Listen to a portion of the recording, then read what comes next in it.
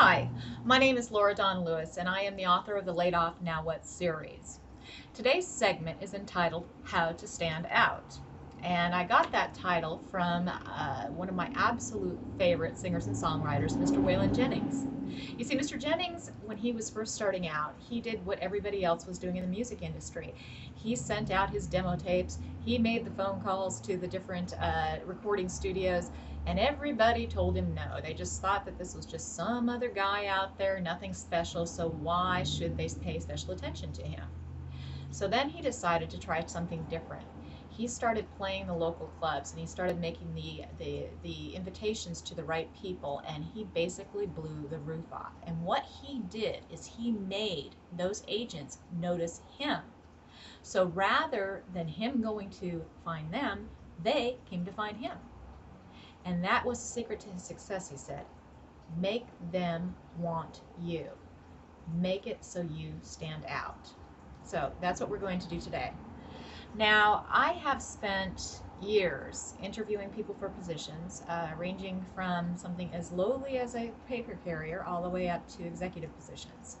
I have conducted several hundreds of interviews with people, and I have also been on the other side where I've been interviewing for positions ranging from a stock girl at Nordstrom to a cashier at McDonald's, all the way up to an executive vice president position within a different company. So I've been there and I've gone through it all just like you. And there are two things that I have noticed that make the biggest difference in the world, and that's what I'm going to cover today. It's very true. You only get one chance to make a first impression. So let's make sure that your first impression is exactly what you want it to be. That starts with the handshake. I cannot tell you how many times I have gone to a networking event where I have been introduced to somebody, whether it's personal for like a date or a friend, or whether I am at a meet and greet and I'm introduced to the executive of a company. How often people have no clue how to shake hands. And there is so much that is communicated in that one handshake that you need to get it down. And it does not matter if you're male or you're female. You got to have a handshake and you got to have it good. So what's a proper handshake? Quite simply, it's this. It doesn't last more than 2 to 3 seconds. It is a full hand. You want to put your entire hand out just like this, okay? You actually would want to have it at waist level, but the camera's not allowing me to do that. So you have it out, you extend it, hands closed, see it, just like that. And you want the other person to grab onto it and shake 1, 2, 3, release, okay? You want it to be firm. You don't want sweaty hands. If your hands feel sweaty, very slightly, brush them along your clothing so that people don't notice that that's what you're doing to take off any extra sweat. And just do a firm shake. Now, you don't want to crush the hand either. I've had people that have bear claws that they like crush your hands and then you can't write for the rest of the day. So yeah, they're going to remember you, but they're going to remember you for the wrong reason.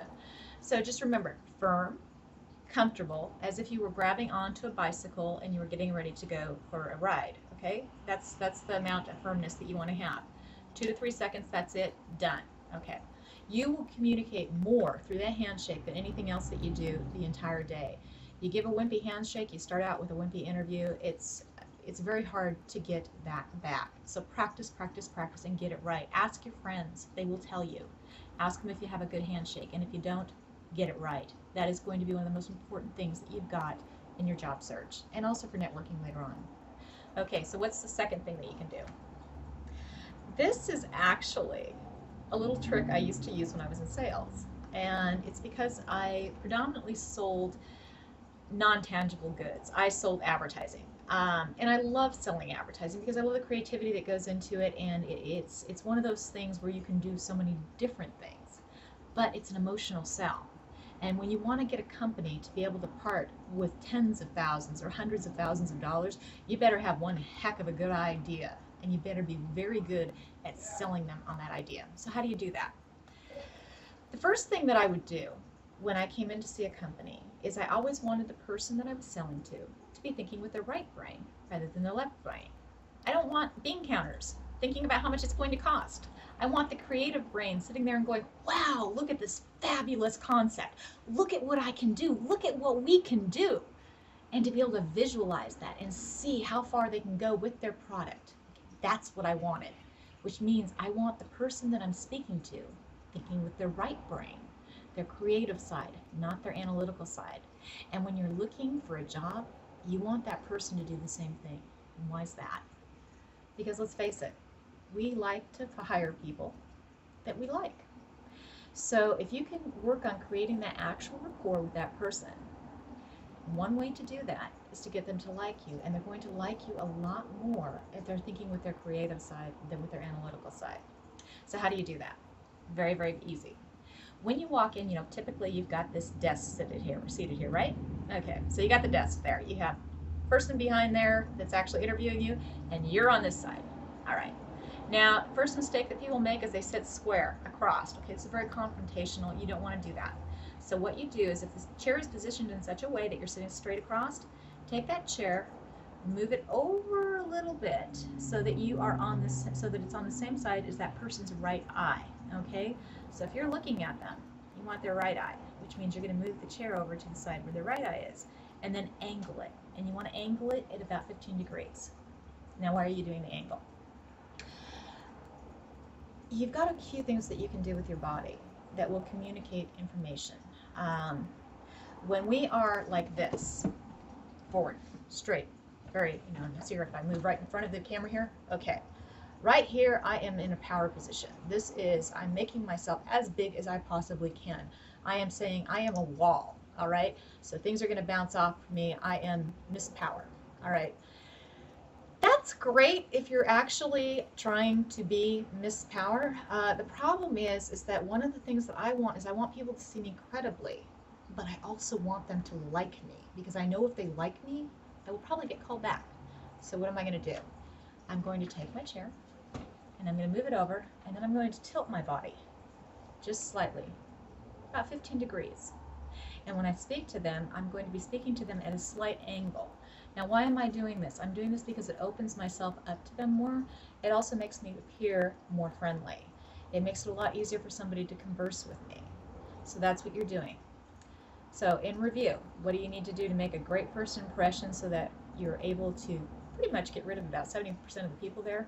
Aside from dressing properly, you want to make sure you've got a good firm handshake.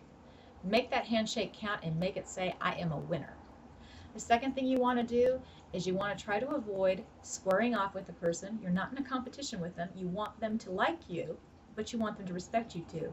So you're going to move your chair a little bit to their right so that they're looking at you first with their right eye, and then you're going to tilt the chair about 15 degrees so that you're sitting at a slight angle. This will actually open yourself up to them and give them more rapport. So those are today's tips. Please tune in again. Again, this is Laura Dawn Lewis, author of the Laid Off Now What series. The Laid Off Now What series is available in a paperback, and it's also available as a digital download at laidoffnowwhat.com. You can get your copy today, or or go ahead and subscribe to these video feeds, and I will take you through each of the books day to day with different tips. Thanks a lot, and have a great day.